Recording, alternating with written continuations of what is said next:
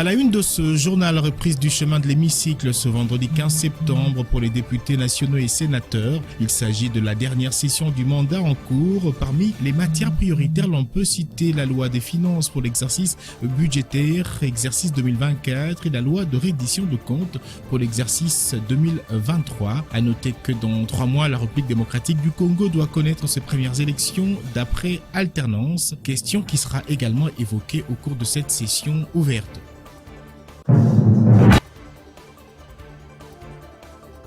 Ce même 15 septembre, Jean-Michel Samaloukonde Kenge a déposé à l'Assemblée nationale le projet de loi des finances exercice 2024. Il est évalué à 40 463 milliards de francs congolais. Il est observé par rapport à celui de l'exercice 2023 qui était chiffré à 32 457 milliards de francs congolais, un accroissement de 24,7 milliards de francs congolais.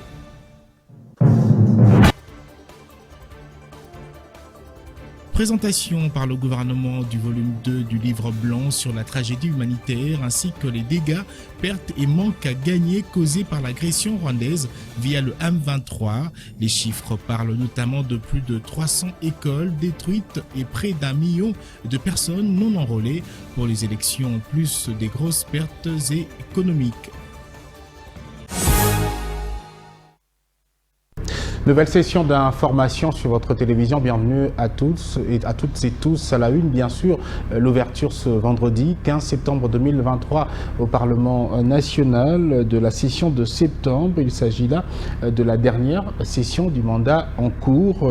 Parmi les matières prioritaires, on peut citer l'examen de la loi des finances pour l'exercice 2024, également la loi de reddition de comptes pour l'exercice 2023. La tenue des élections prévues en décembre cette année sera bien sûr également évoquée au cours de cette session parlementaire qui s'est ouverte au niveau non seulement du Sénat mais également de l'Assemblée nationale. Commentaire d'Izette Kenga. Le décor est planté pour cette rentrée parlementaire au Parlement. D'abord à la Chambre basse, sous la direction du président Simon Bossonkodia, les élus nationaux ont observé 1 minute de silence en mémoire de feu Chérubin Okende, l'un des leurs assassiné crapuleusement à Kinshasa. La session de septembre réputée budgétaire s'ouvre. Dans son speech, le président Bosso est revenu sur la nécessité de doter le pays pour 2024 d'un budget conséquent pour atteindre les objectifs visés en cette période électorale. Au Sénat, la Chambre haute, Modeste Bahati, a épinglé tous les domaines de la vie nationale, de l'économie au social, en passant par la politique et la sécurité. Modeste Bahati a interpellé le gouvernement à déposer le budget 2024 à temps afin de permettre aux deux chambres, surtout au Sénat, de l'examiner dans l'intérêt de la nation. Pour éviter l'amenuisement continu du pouvoir d'achat de la population, je souhaite que le budget 2024 soit adopté en tenant compte de la conjoncture économique dont les tendances inflationnistes auront sensiblement accru et le taux de change du franc congolais au-delà des prévisions face aux monnaies étrangères. J'émets le vœu de voir le gouvernement continuer à décaisser à temps les fonds prévus pour permettre à la CENI d'organiser des élections justes, transparentes, démocratiques et apaisées.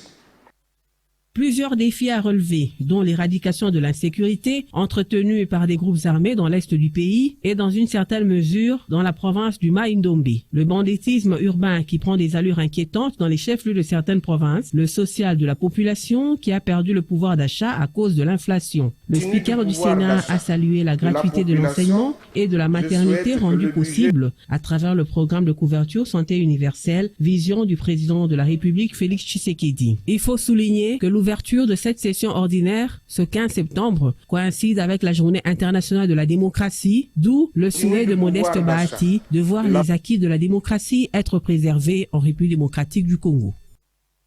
Puis ce même vendredi 15 septembre 2023, le chef du gouvernement, le Premier ministre Jean-Michel Samaloukonde, a déposé à l'Assemblée nationale le projet de loi de finances exercice 2024. Il est évalué à 40 463 milliards de francs congolais, soit un accroissement de 24,27 par rapport au budget de l'exercice 2023 qui était chiffré à 32 457 milliards de francs congolais pour le troisième troisième exercice consécutif, le Premier ministre a respecté le délai constitutionnel en déposant ce jour le projet du budget exercice 2024. Rosie Moutela.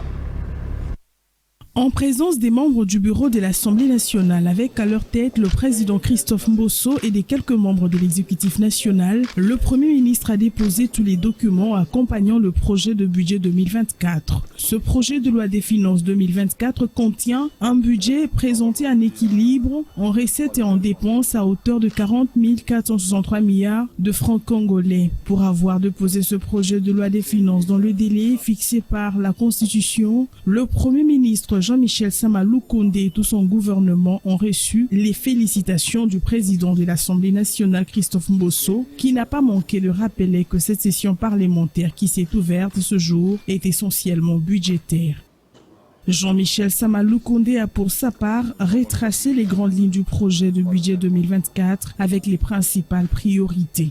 Nous avons bien sûr le secteur de la défense qui, lui, sans cesse demande à ce que nous puissions y mettre et y allouer le plus de moyens possible. Donc un accroissement par rapport au fonds du secteur de la défense et même sur la question des obligations que nous avons par rapport au nouveau cadre que nous avons pris. Vous savez que nous avons pris un engagement d'aller vers une force de la réserve, de la défense, et donc tout cela est pris en compte.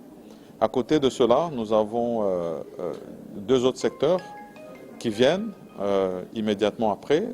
La question de la gratuité de l'enseignement qui doit se poursuivre, qui a déjà porté ses fruits et qui tous les jours demande à ce que nous puissions mettre encore plus de moyens.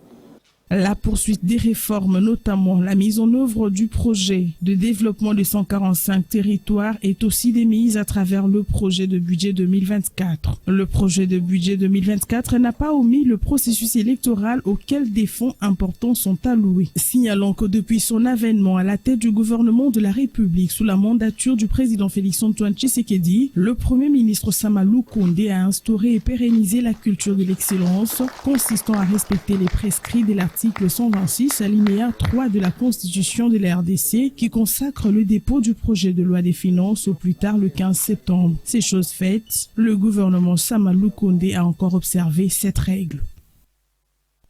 Et en rapport avec la rentrée parlementaire, on l'a dit tantôt, il s'agit de la dernière session du mandat en cours en République démocratique du Congo, bien sûr au niveau du Parlement. Et à ces sujets, quelques Quinois interrogés ce vendredi même se disent très déçus du rendement de leurs élus au niveau du Parlement, alors qu'ils attendaient beaucoup de leurs représentants, disent-ils au Parlement. Ces Quinois disent n'avoir rien gagné de leurs élus. Suivez plutôt ces réactions.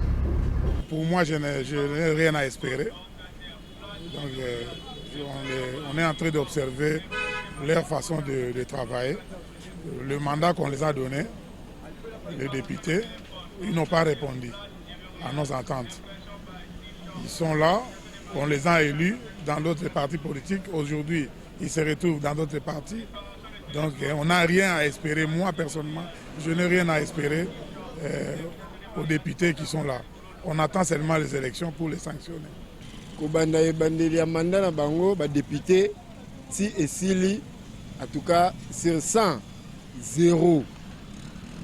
Député, sur 100, vous en avez 0. Vous n'avez rien foutu. Herbe a fait voir que le peuple, biso peuple, au lobele atate biso ba courant na ba changu kuna ezate, ba prince ezate, siko musala na bino ezanini. Il y a beaucoup de choses à traiter pour ces pays. Un, d'abord la guerre de l'Est. Deux, par rapport au social de la population. La population souffre. Je vois comment les gens, jusque nous sommes le 20e siècle, 21e siècle, de ce siècle présent, je vois les enfants qui vont aller, excusez-moi, se faire tuer, souffrir pour chercher de l'eau dans notre pays. S'ils veulent qu'on puisse leur donner encore des voix, ça sera une sanction par rapport à eux, qu'ils fassent leur travail, qu'ils traitent les dossiers de l'eau, de l'électricité, excusez-moi, de ces problèmes d'études, d'en manger les sociales. La population souffre, mon frère. Agression de la République démocratique du Congo par le Rwanda via le M23, les dégâts causés par cette énième agression, le bilan qui s'est à nouveau alourdi a été répertorié par le gouvernement de la République démocratique du Congo à travers le volume 2 du livre blanc rendu public jeudi. Ce document a donc été présenté dans la soirée de jeudi 14 septembre à la presse. C'était au cours d'une cérémonie, laquelle cérémonie a été présidée par le ministre de la Communication et des Médias, Patrick Mouyaye, ainsi que le ministre en charge de la Justice et Garde des Sceaux. Détail dans ce reportage. La tragédie imposée à la République démocratique du Congo par le Rwanda, se cachant derrière le M23 en chiffres, est un scandale qui mérite l'attention du monde entier. Lors de cette cérémonie organisée dans la soirée de jeudi 14 septembre 2023 dans la salle Maman Ngebi de la radio-télévision nationale congolaise, ces chiffres ont été présentés devant la presse, en présence de plusieurs diplomates accrédités en RDC et de quelques membres du gouvernement. Le nouveau livre blanc, le deuxième du genre, publié par le gouvernement de la RDC, répertorie après enquête les crimes de manière générale causés par la guerre que mène le Rwanda contre la RDC. Né dans ce nouveau rapport détaillé, l'on parle de 14 éco-gardes tués, 247 écoles détruites et incendiées, 71 écoles occupées, 357 écoles primaires et secondaires désertées, 2 39 000 déplacés, 1,5 million de personnes en âge de voter qui ne se sont pas encore enrôlées et les candidats aux prochaines élections n'ont pas encore déposé leur dossier. Ajoutez à cela plus de 1 million de dollars américains de perte de recettes mensuelles. Les événements sont tellement dramatiques que nous avons choisi que pour l'histoire, pour aujourd'hui et pour demain, nos enfants doivent être au courant. Il y a des chercheurs qui travaillent sur la République démocratique du Congo. Interrogez-vous pourquoi régulièrement vous avez par exemple un rapport des experts du groupe des Nations Unies.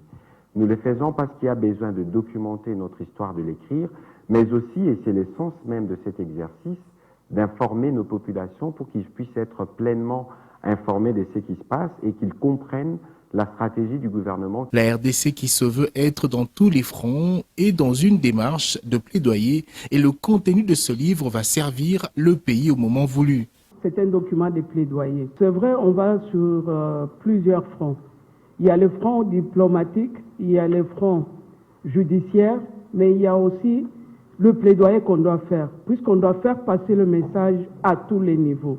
En 8 chapitres, la tragédie humaine ainsi que les dégâts, pertes et manques à gagner qui marquent cette énième agression, tout est dans ce livre blanc. La population congolaise est invitée à s'en procurer afin de porter la voix de ce document partout au monde. Et dans l'actualité, toujours, sachez que ce vendredi 15 septembre 2023, 94 compatriotes congolais, parmi lesquels 29 femmes kidnappées depuis près de 6 mois par les ADF MTM, s'y sont échappés des griffes des terroristes à Ndalia, route Luna à Komanda, suite aux pressions des forces de la coalition FRDC-UPDF. Ils sont ressortissants de Kisangani, Bunia, Beni, Butembo et de plusieurs autres contrées. L'information a été livrée à la presse par le lieutenant-colonel Mac Azukai, le porte-parole des opérations conjointes FRDC-UPDF en République démocratique du Congo.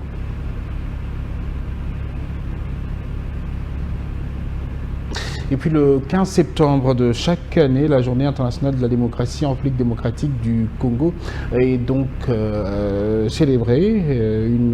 On parle à ce sujet d'un mythe ou une réalité pour ce qui concerne la démocratie ici en République démocratique du Congo. Christian Mokeka, il est coordonnateur de la dynamique des politologues du Congo, et Shadrach Beya, analyste politique, ont eu à réagir à ce sujet. Suivez.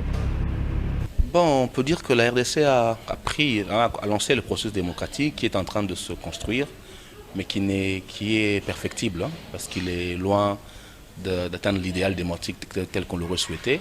Il y a des avancées, il faut le reconnaître. Nous avons depuis pratiquement 90 instauré un pluralisme des médias. Nous avons instauré un pluralisme d'opinion et de participation. On a ce pluralisme dans les partis politiques. Nous avons réussi depuis 2006 à inscrire de façon durable une démocratie électorale. même s'il y a là encore des résistances. Donc oui, il y a des avancées, mais des résistances notamment en termes de démocratie électorale à perfectionner, des résistances au niveau des valeurs. Parce qu'une démocratie, au-delà d'être des pratiques, c'est d'abord une culture, c'est des valeurs. Et là, nous avons constaté des régressions plutôt en termes des valeurs, puisqu'il n'y a pas de démocratie sans tolérance, par exemple. Or, vous ne pouvez pas avoir ce pluralisme d'idées si, à la base, il n'y a pas des valeurs de tolérance. Aujourd'hui, par exemple, on assiste de plus en plus à une sorte d'intolérance qui revient.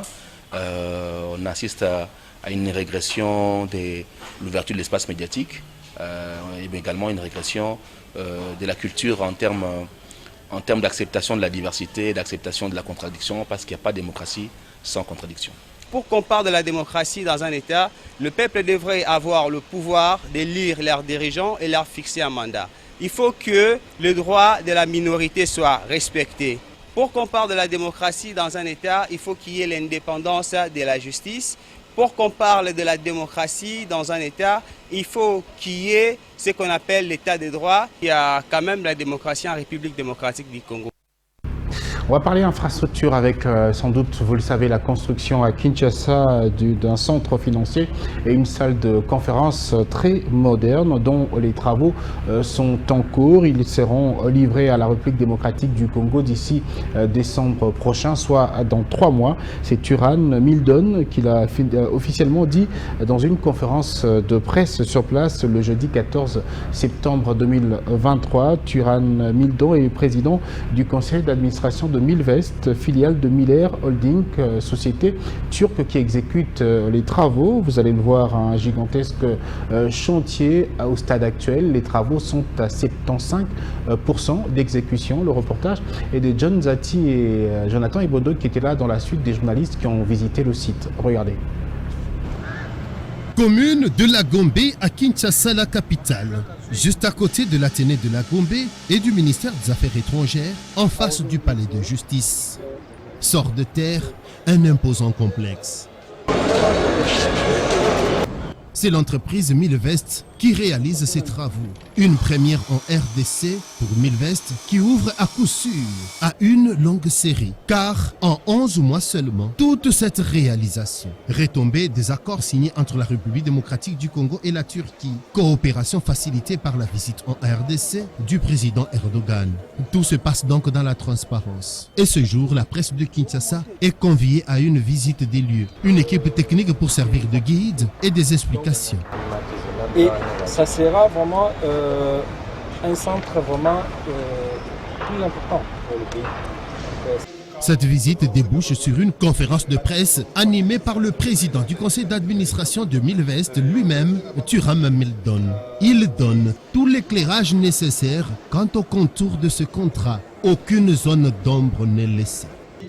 Ici, c'est en fait 2 projets qui sont exécutés simultanément. Le centre financier, avec principalement les 2 grandes tours, devant abriter l'une le ministère des Finances et l'autre le ministère du Budget, ainsi que d'autres bâtiments annexes, restaurants, banques, pharmacies, pour ne citer que ceux-là seront installés ici. L'autre projet, c'est la salle de conférence. Des parkings visibles et même des parkings souterrains sont prévus. Par exemple, pour le centre financier, un parking souterrain d'une capacité de 800 véhicules. Et du côté salle de conférence, le parking souterrain a la capacité d'accueillir 300 véhicules. C'est une première en République démocratique du Congo pour Milvest. Certes, le rythme de travail et les résultats sont convaincants. Voilà pourquoi ce Milvest qui réalisera très bientôt les travaux de modernisation de l'aéroport international de Ndjili et même la construction du palais des sports juste à côté du stade de Martyrs, pour ne citer que cela. Et au niveau de la Direction générale de douane et accises, l'évaluation de recettes publiques était au centre d'une importante réunion présidée par son directeur général Bernard Kabassé Moussango, et ce dans le cadre de l'évaluation et suivi du contrat de performance entre la Direction générale de douane et accises et le ministère des Finances en vue de la maximisation des recettes. Bénédicte Ndembe.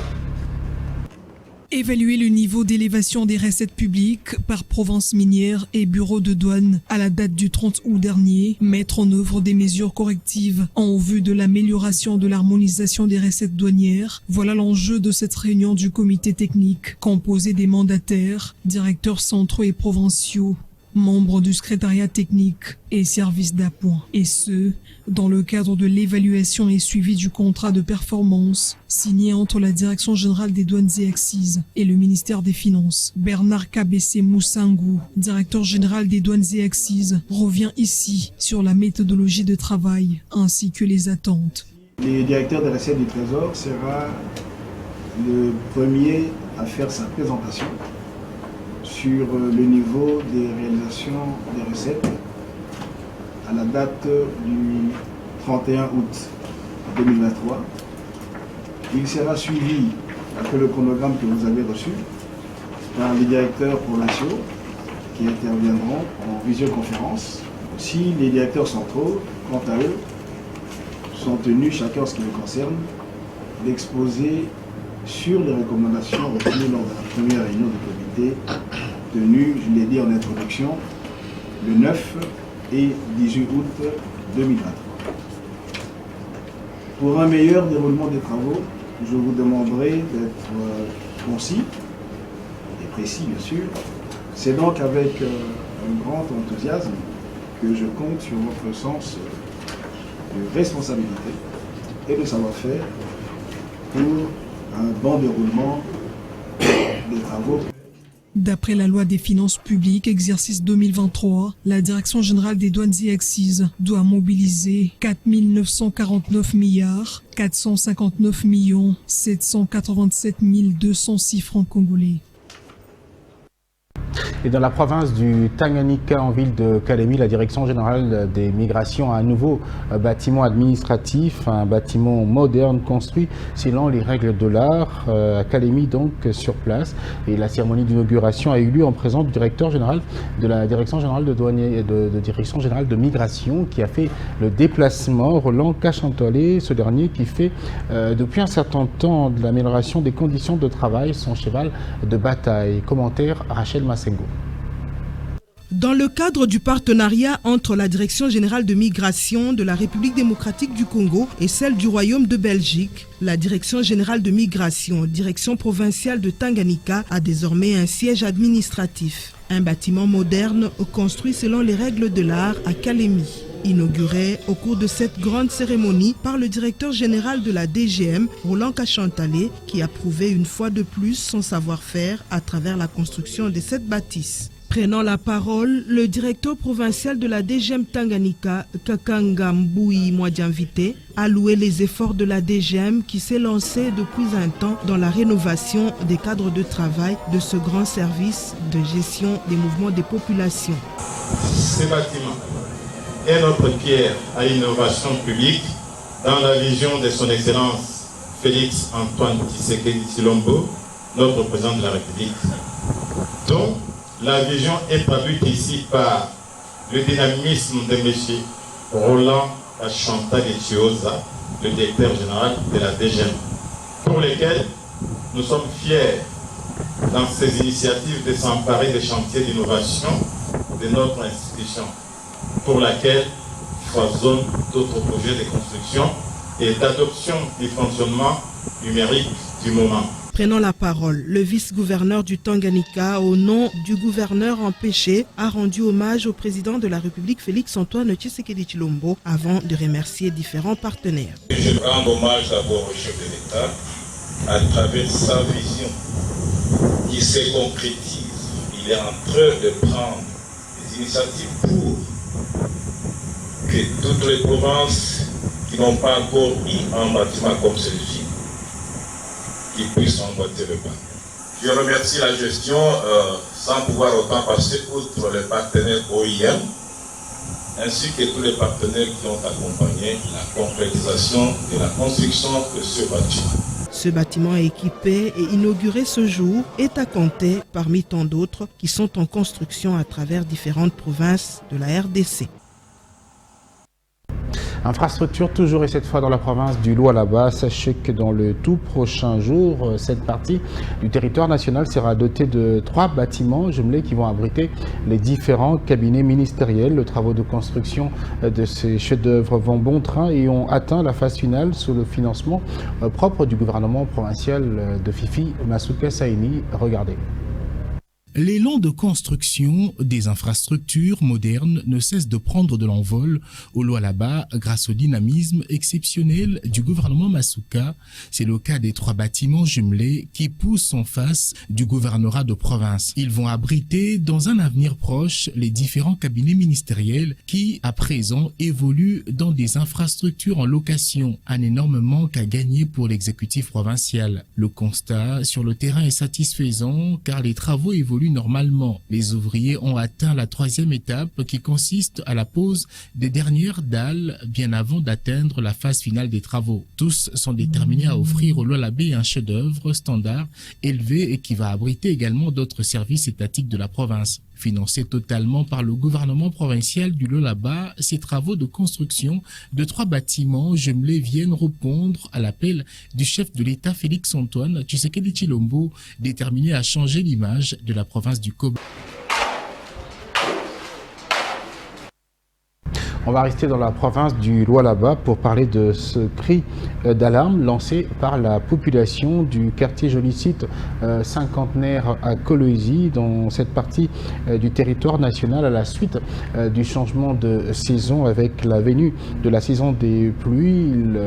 La population lance donc un SOS pour faire part aux autorités des travaux qui doivent être faits sur place pour éviter le pire, notamment la situation des routes sur place, également confrontés à plusieurs têtes d'érosion. Ils craignent de l'avenir de leurs parcelles dans cette partie du territoire national. Plus d'explications, Josué Ngoy. Inaccessibilité des routes, des crevasses de plusieurs mètres de profondeur, plusieurs avenues endommagées et des maisons en grave danger. Voilà le tableau sombre que peint le quartier Jolicite cinquantenaire à Kolwezi dans la province du Lualaba. Face à cette situation, les habitants de cette partie de la province enregistrent presque quotidiennement des cas d'accidents et de fractures chez les enfants, comme en témoigne cette jeune dame. Mon fils est déjà fracturé à cause de ces érosions. Je n'ai personne pour m'aider. Que l'État fasse quelque chose. Je suis en train de souffrir.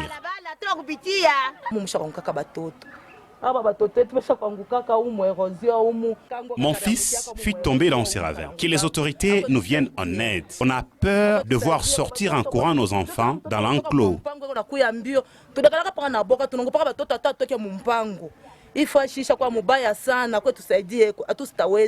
La saison de pluie s'annonce et la peur refait peu à peu surface dans le cœur de la population, dont certains restent pessimistes quant à l'avenir de leurs parcelles. Comme vous le voyez, les enfants tombent chaque jour. Des accidents, ne parlons même pas. Que maman Fifi dise et mot par rapport à nos routes.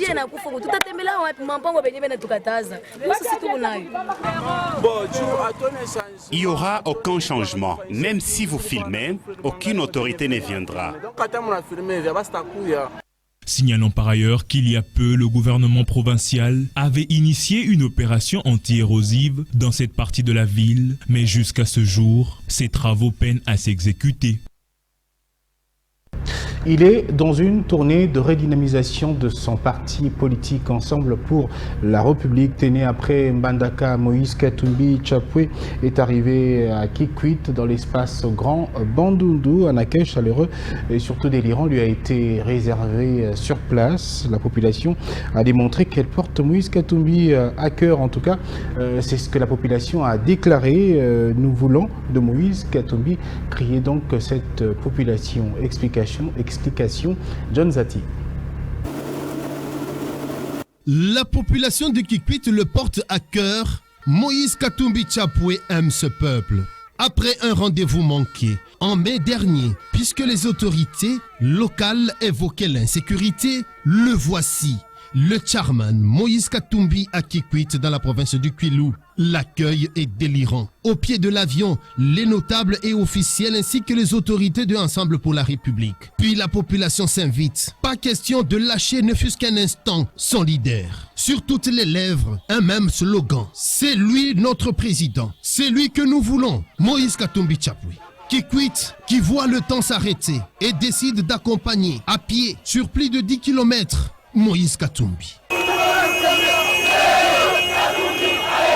Bravant la pluie. Lui-même, le chairman, est sous cette pluie. De l'aéroport jusqu'au point de chute, l'esplanade de la cathédrale Saint-François-Xavier. Un meeting spontané.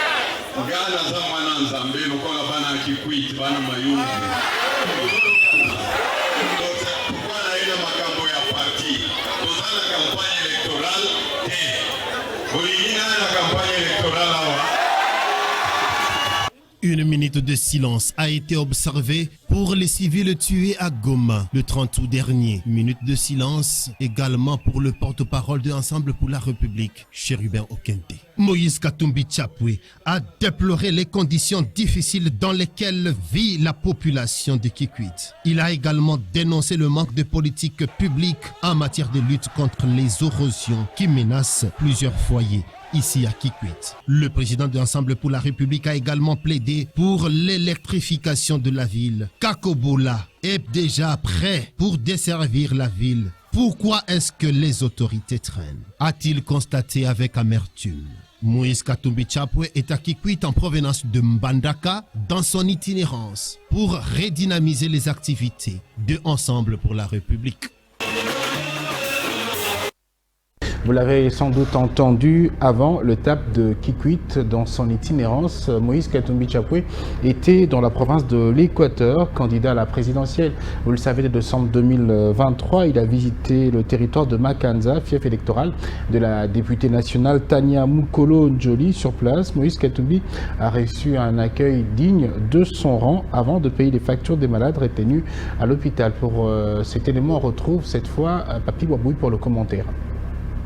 Moïse Katumbi Chapwe, candidat déclaré à la présidentielle de décembre 2023 à la conquête de l'Équateur profond. En itinérance dans cette partie du pays, le candidat de Ensemble pour la République à la présidentielle a tenu à visiter le territoire de Makanza, fief électoral de la députée nationale Tania Mukolo Njoli, une des cadres de son parti politique. Ensemble pour la République. Après près de 5 heures de randonnée sur les majestueux fleuves Congo, la députée Tania Mukolo Njoli conduit ainsi le leader d'Ensemble à communier avec sa base du territoire de Makanza. Durant ce voyage, Moïse Katumbi peut savourer le délice du paysage. Le leader d'Ensemble a surtout donné les raisons de son itinérance.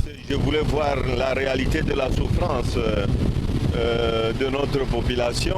On voit réellement que le gouvernement est absent. Je crois qu'un autre Congo est possible. Ce périple a été entrecoupé de nombreux arrêts pour des moments d'échange et de communion avec la population de l'Équateur et surtout la redynamisation et l'implantation de son parti politique dans cette partie du territoire national. Arrivé au territoire de Makanza, fief naturel de Tania Mukolo, surnommé ici Ekumbaki, c'est-à-dire celle qui marque jusqu'à l'âme les populations riveraines et porte haut l'étendard de Ensemble pour la République de Katumbi. À Makanza, Tania et Moïse sont accueillis avec toute la chaleur des Équatoriens. Une marée humaine se presse autour d'eux. Personne ne veut rater l'événement. Flatté par cet accueil, Moïse Katumbi annonce l'organisation d'un tournoi de football assorti d'une prime conséquente. Des paires dévareuses, ballons et les meilleurs joueurs du tournoi sera convoqué pour un test au tout-puissant Mazembe. Après le meeting, Moïse Katumbi a rendu visite aux malades. Ici, le leader d'Ensemble a payé toutes les factures d'hospitalisation, d'accouchement et des soins de tous les malades qui sont parfois restés longtemps ici. Dans ce délire de joie, les habitants ont dit toute leur reconnaissance à Moïse pour s'être donné la peine de les visiter dans leur milieu naturel. Moïse Katombi, vous l'avez suivi, qui est dans cette itinérance déjà à l'étape de Kikwit, une étape qui ouvre une série de reportages que Digital Congo va vous proposer sur sa tournée, la tournée donc du président du parti politique Ensemble pour la République dans le Congo profond. On va parler du secteur de l'enseignement primaire, secondaire et technique avec cette crise qui touche les mouvements syndicaux, tenus au lendemain de la mesure de suspension de Cécile Tshilombo dans le dossier mutuel des enseignants du secondaire et primaire au Nord Kivu 2. La synergie des syndicalistes vient de rendre publique sa déclaration, saluant donc la décision de la suspension de Cécile Tshilombo. On écoute pour ce faire Michael Lukondo, membre du syndicat Fosinat. Il est au micro de Delphin Simbani.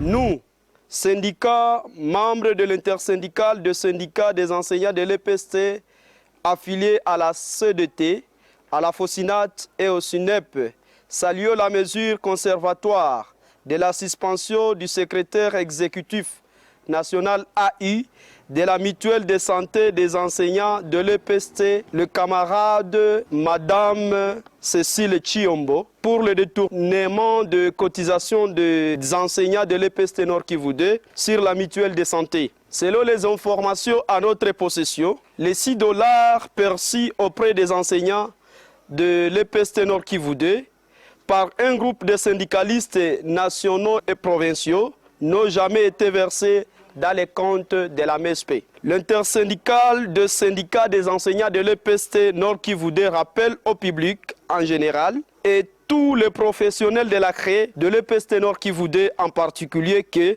ces cotisations de $6 avaient été perçues auprès des enseignants pour leur prise en charge socio-sanitaire et non pour l'enrichissement des individus, étant donné qu'aucune transparence sur la gestion de ces fonds n'a été prouvée. Sur ce, la CEDT, la Fosinat et le SUNEP exigent ce qui suit: la restitution de cet argent perçu illégalement auprès des enseignants pour certains malhonnêtes. Le changement du comité de gestion de la MESP au Nord Kivu 2 qui, au lieu de défendre les intérêts des enseignants, ont prouvé leur irresponsabilité dans la gestion de la chose publique. On poursuit ce journal avec cette activité, cette récente activité du parti politique ARDEV, Action pour la rupture et le développement, vous le savez, parti cher à l'actuel gouverneur de la province du Haut-Katanga, Jacques Kabula Katwe, qui continue donc avec la sensibilisation de ses membres en marge de la prochaine élection. Dimanche dernier, l'évêque Mwamba Kasongo Moïse a visité les fidèles de l'église La Lampe du Salut, synagogue de la Rouachi à Lubumbashi. Ce cadre de ARDEV a donc sensibilisé cette population sur les enjeux de l'heure, en marge bien sûr des prochaines élections. Commentaire Papi Boabouy. Le parti politique Action pour la rupture et le développement, Fédération du Haut-Katanga, que dirige l'honorable David Daouté et Béli Bitota, peut compter sur cet homme des dieux. Dimanche 10 septembre, à la tête d'une délégation de ARDEV, Mwamba Kasongo Moïse, chargé de l'idéologie et de la formation pour toutes les confessions religieuses au sein de ARDEV, a rendu visite aux fidèles de l'église La Lampe du Salut, synagogue de la Rouachi. Au rythme de cris de joie, danses, louanges et prières, les fidèles de cette assemblée des dieux ont réservé un accueil délirant à Mwamba Kasongo et toute sa suite. En sa qualité de chargé de l'idéologie et de la formation de toutes les confessions religieuses de ARDEV, l'homme des dieux a présenté à cette assemblée acquise à sa cause le parti politique ARDEV, son autorité morale, le gouverneur Jacques Yaboula et surtout son candidat à la présidentielle de 2023 qui est le président sortant, Félix Tshisekedi.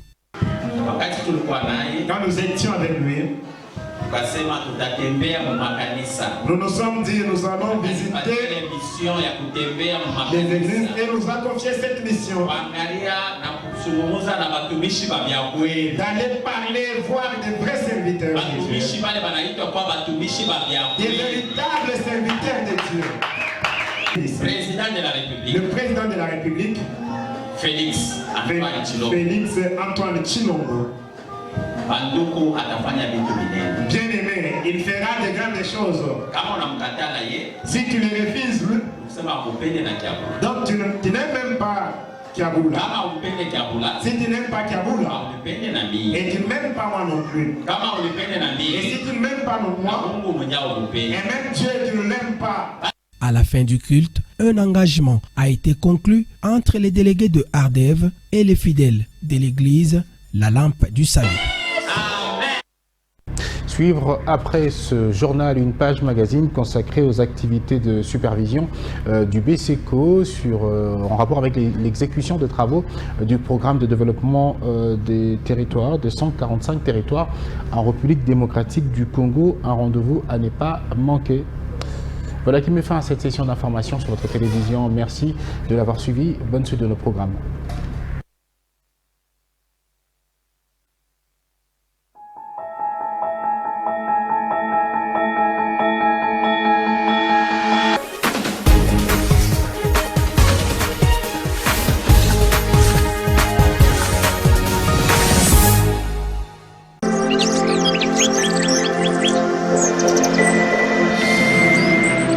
Digital Congo, la télévision numérique.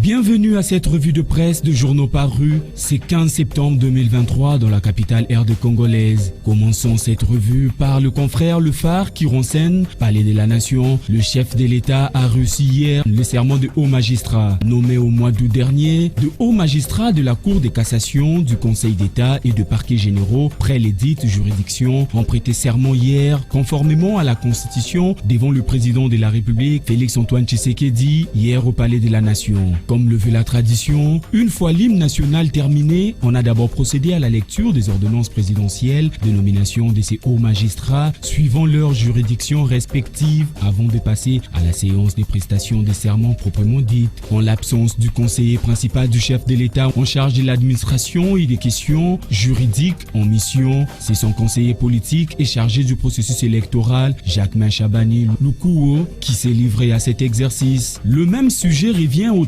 hebdomadaire d'information générale Congo Nouveau qui articule devant Tshisekedi de nouveaux hauts magistrats prêtent serment. Ces nouveaux hauts magistrats ont emprunté la formule usuelle pour prêter serment. Je jure de respecter la Constitution et les lois de la République et de remplir loyalement et fidèlement avec honneur et dignité les fonctions qui me sont confiées. Ont-ils tour à tour répété devant le magistrat suprême Félix-Antoine Tshisekedi Tshilombo. Après cette formule, ces hauts magistrats assermentés ont apposé leur signature sur le procès-verbaux de prestation de serment auprès du directeur des cabinets du chef de l'État, Guilaniembo Mbizia.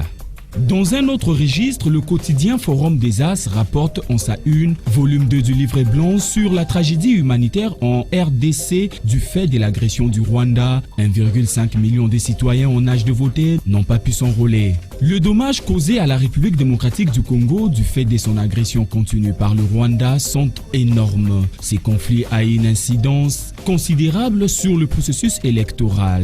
En effet, 1,5 million de citoyens vivant dans ces zones d'occupation en âge de voter n'ont pas pu s'enrôler et les candidats aux législatives n'ont pu se rendre au bureau de la CENI pour déposer leur candidature. C'est ce constat déplorable que, entre autres, a été relevé à la presse hier jeudi 14 septembre lors de la présentation du volume 2 du livret blanc sur la tragédie humanitaire et les dommages causés à la République démocratique du Congo du fait de son agression continue par le Rwanda. Au cours de cette présentation, le ministre de la Communication et Médias et porte-parole du gouvernement, Patrick Mouyaya, aux côtés de la ministre d'État en charge de la justice et garde de Sceaux, Rose Mutombo, a souligné la gravité des conséquences de cette agression sur le plan humanitaire, économique, environnemental. Revenant sur la condamnation de Jean-Marc Kabound, l'ébi hebdomadaire Ouragan évoque dans sa page 5 encore 6 ans pour voir Kabound libre.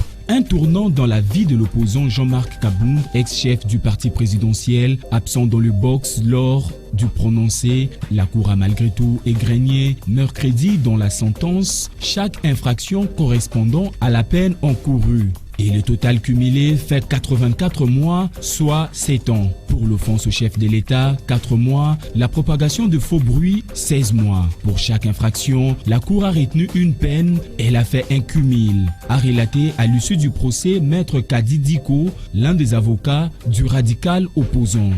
Dur pour ses proches qui accusent le président Tshisekedi de vouloir éteindre la flamme Kabound, ce qu'il ne saura pas, tranche-t-il.